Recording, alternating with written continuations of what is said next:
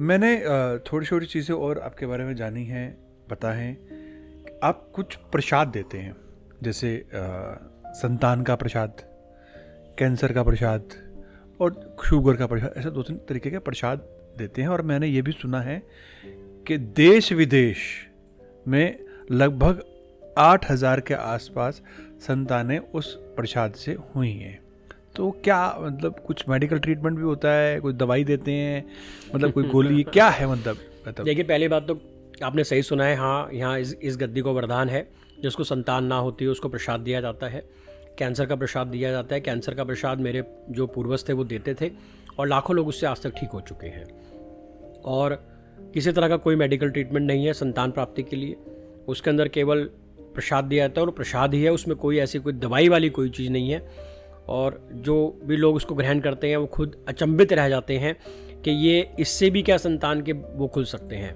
मैं इनफैक्ट आप सबको भी बताना चाहूँगा कि जिसको भी संतान नहीं होती, हो के मर जाती हैं, या किसी भी कारण से आपकी रिपोर्ट्स आदि सब नॉर्मल हैं लेकिन आपको संतान प्राप्ति में विघ्न उत्पन्न हो रहा है, तो एक बार आप अवश्य आके प्रसाद ग्रहण कर सकते हैं। और बहुत जल्दी इसकी प्रक्रिया की जा रही है, कोई कैंप लगा के, और ज़्यादा से ज़्यादा इस लोगों को, क्योंकि समय के अभाव के कारण मैं इतने लोगों से नहीं मिल पाता हूँ। लेकिन जब हम कहीं कोई पब्लिक के लिए एक अलग से इसका कैंप लगाएंगे तो ज़्यादा से ज़्यादा लोगों को इसका लाभ पहुँचेगा। तो बहुत महंगा प्रसाद? फ्री है, फ्री, एकदम फ्री, 100% फ्री है। आप अपनी श्रद्धा से कुछ देना चाहें तो सर माथे पर, नहीं देना चाहें तो हमारी कोई डिमांड नहीं है। अच्छा, बिल्कुल कैंसर और निःशुल्क, 100% निःशुल्क। तो बहुत बहुत अच्छी बात है। आप भी आकर, नंबर हम डाल देंगे यहाँ का स्थान का, आप नंबर पर संपर्क करके आएँ। और जिसको भी अगर आपको लगे ऐसा कुछ है, कैंसर की प्रसाद लेना हो या संतान का, तो कीजिए, बिल्कुल फ्री है।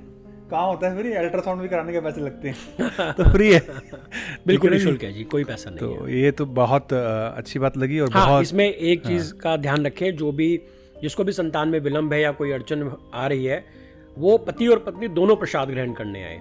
यदि आप दोनों में से एक नहीं आएगा तो मैं प्रसाद नहीं दूंगा, नहीं देंगे। इसका खास तौर पे विशेष ध्यान रखा जाए। अच्छा, आपका यहाँ पर एक वो भी सीन है, कोई पहली बार आए तो मिट्टी लेकर आए अपनी? नहीं, प्रसाद में संतान में कुछ नहीं है। क्योंकि दंपति को देखते ही मुझे पता लग जाता है कि इनको संतान में कहाँ विलंब है। और यहाँ पे वही लोग आते हैं जो थके आ रहे होते हैं। एक थोड़ा सा हटके प्रश्न है, मैं चाहता हूँ वो भी पता लग जाए। अल्ट्रासाउंड से मेरे माइंड में आ गया कि कुछ लिंग को लेकर भी, जैसे किसी कन्याएं हो रही हैं तो पुत्र होने का प्रसाद, या पुत्र हो रहे हैं तो कन्या होने का प्रसाद, ऐसा भी? देखिए, स्त्री और पुरुष में पहली बात तो कोई भेदभाव नहीं है। अच्छा, ठीक है। और हम ना ऐसा कहते हैं कि आपको स्त्री होगी या पुरुष होगी। आप जिस भावना से प्रसाद लेंगे, देखिए क्या होता है, वंश बढ़ाने के लिए बेटा भी तो ज़रूरी है। हाँ, मान लीजिए किसी को 5 कन्या है, किसी को 7 कन्या है, वो बेचारा इसी टेंशन में घूम रहा है कि मैं अपना वंश कैसे बढ़ाऊंगा। तो हम सिर्फ माई से प्रार्थना करते हैं, माँ इसको आपने अभी आपके ही रूप की कन्याएं इसको प्राप्त है, अब शिव रूप भी तो दो। तो वो प्रार्थना मात्र से ही भगवती सुन लेती है और कन्याओं के बाद पुत्र का जन्म हो जाता है। प्रसाद में ना तो हमारे तरफ से ऐसा कोई वो है प्रचार कि हम पुत्र होने की दवाई देते हैं या स्त्री होने के, ऐसा कुछ नहीं है। और ना ही ऐसा आप कोई भी मन में प्रश्न लेके आए, ना ही मुझसे प्रश्न करें कि गुरुजी हमें स्त्री होनी चाहिए या पुरुष। आपके यदि बार बार अगर कन्याएं हो रही हैं तो कन्या के बाद आपको पुत्र होगा, ऐसा इस गद्दी को वरदान है, आशीर्वाद से ही। कोई मेडिकल ट्रीटमेंट नहीं है, ना पुत्र होने की मैं किसी तरह की कोई भी प्रसाद देता हूँ। बहुत बहुत अच्छा लगा, बहुत जानकारी मिली। ये जानकारी लास्ट वाली बहुत ज़रूरी थी आप सबके लिए। मैं ये नहीं कह रहा आपको ज़रूरत है, जिसको भी ज़रूरत हो उसको ज़रूर बताएं। नंबर स्क्रीन पे आ ही जाएगा, वो नंबर दें और निःशुल्क है, आके प्रसाद ले सकते हैं। और बहुत अच्छा लगा गुरुजी, आपने टाइम दिया, इतनी सारी बातें ही, बहुत सारी बातें हैं पर समय का अभाव है, मुझे पता है। आप बहुत सारे लोग इंतज़ार कर रहे हैं, तो दोबारा आपके साथ ज़रूर लेंगे।